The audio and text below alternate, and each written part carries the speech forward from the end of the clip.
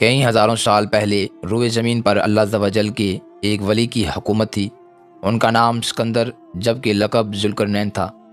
آپ حضرت سیدنا خضر علیہ السلام کے خالازاد بھائی تھے۔ آپ کو پوری دنیا کی بادشاہت اور مشرق و مغرب کے سفر کا اعزاز بھی حاصل تھا۔ ایک مرتبہ آپ رحمۃ اللہ تعالی شمال کی طرف سفر کے دوران ترکستان کے مشرقی کنارے پر واقع دو بلند و بالا پہاڑوں کے درمیان پہنچے۔ ان پہاڑوں کی ایک طرف یاجوج ماجوج آباد تھے، جبکہ دوسری طرف ایک اور قوم رہا کرتی تھی۔ اس قوم کے لوگوں نے آپ کی بارگاہ میں یاجوج ماجوج کے فساد پھیلانے کی شکایت کی اور ساتھ ہی مال کی پیشکش کرتے ہوئے ایک مضبوط دیوار بنانے کا کہا تاکہ یاجوج ماجوج دوسری طرف نہ آ سکیں۔ یاجوج ماجوج کون ہیں؟ یاجوج ماجوج یہ انسان اور کافر ہیں۔ یہ جس جاندار کے پاس سے گزرتے اس سے کھا جاتے تھے۔ یہ موسم بہار میں اپنے غاروں سے نکل کر سبزہ کھا جاتے اور خشک چیزیں اٹھا کر لے جاتے تھے۔ ان کے پنجے اور دانت درندوں جیسے اور ان کے بال اتنے لمبے ہیں کہ جسم چھپا لیتے ہیں۔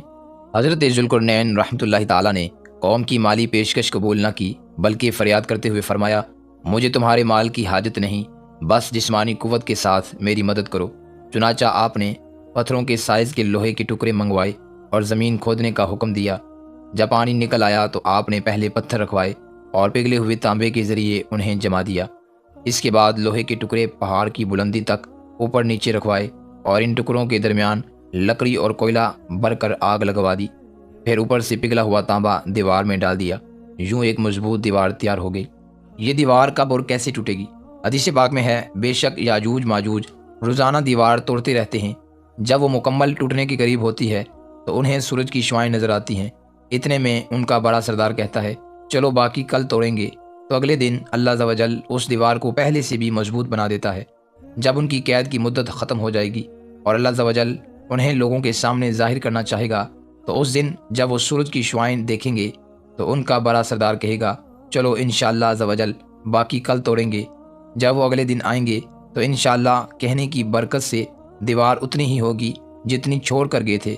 یوں وہ بقیہ دیوار توڑ کر باہر آ جائیں گے۔ یاجوج ماجوج کا خاتمہ کیسے ہوگا؟